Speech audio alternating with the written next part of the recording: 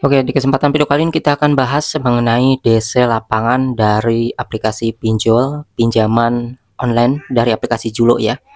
Karena aplikasi Julo ini sebenarnya banyak banget teman-teman ya yang meminjam uang lewat aplikasi Julo tapi melewati aplikasi Dana dulu.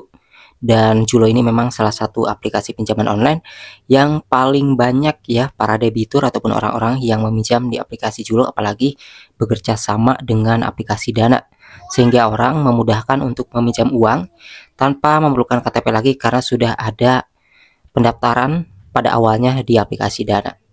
Namun ketika kita galbay ya teman-teman, ataupun juga telat bayar, pasti sebagian orang yang gagal bayar, telat bayar ini khawatir didatangi oleh si DC lapangan dari aplikasi pinjol Julo ini.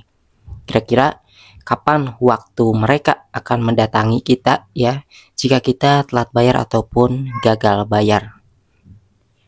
Oke, aplikasi pinjaman Julo ini juga salah satu pinjaman online yang memang bunganya ini rendah sehingga banyak dipilih oleh para orang-orang yang benar-benar butuh ya dan ingin cepat instan mendapatkan pinjaman cepat cair dari aplikasi Julo ini.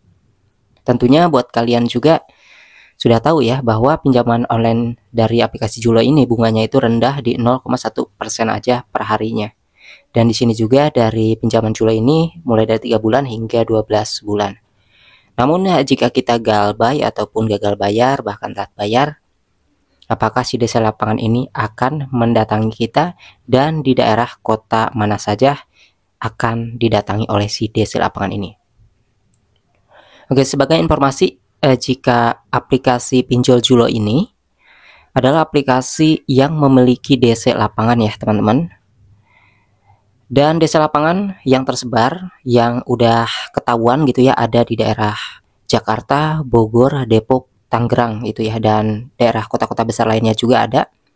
Kapan mereka ini akan datang? Tergantung ya. Pada umumnya si DC lapangan dari pinjol Julo ini akan mendatangi kita ketika kita telat bayar ataupun gagal bayar sekitar lamanya 1 bulan.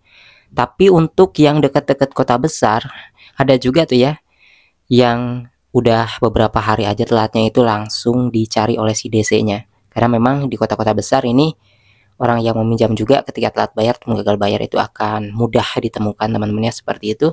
Namun pada umumnya kalau misalnya selain di kota-kota besar, misalnya kayak agak di kampung, agak di pelosok kayak gitu ya, biasanya itu 1 bulanan.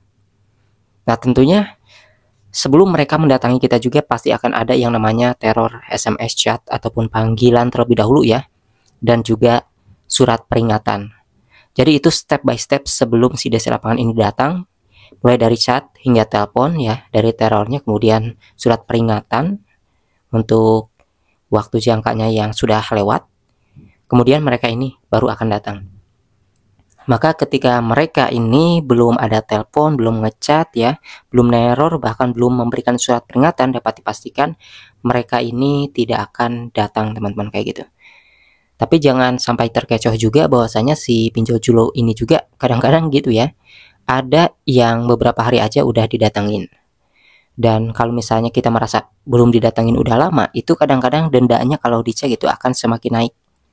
Nah maka dari itu kalau misalnya sudah kepepet ya ketemu si DC-nya, ya dibicarakan aja baik-baik dan tanya juga nih, dia ini benar-benar DC resmi dari pinjol Julo atau bukan ya. Karena kalau misalnya bukan, ya kita bisa ini ya, bisa lawan juga kayak gitu sih. Jadi kita harus tahu dulu dia benar-benar bawa berkas sebagai petugasnya atau bukan kayak gitu teman-teman.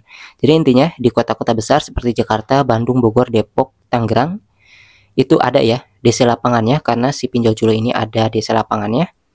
Tapi kalau misalnya di desa-desa kayak gitu biasanya agak telat ya mereka ini datang teman-teman. Maka dari situlah kita bisa tahu bahwasanya pinjol Julo ini pinjol resmi tapi ada DC lapangan, dan yang lebih cepat biasanya didatengin adalah yang tinggal di kota-kota besar.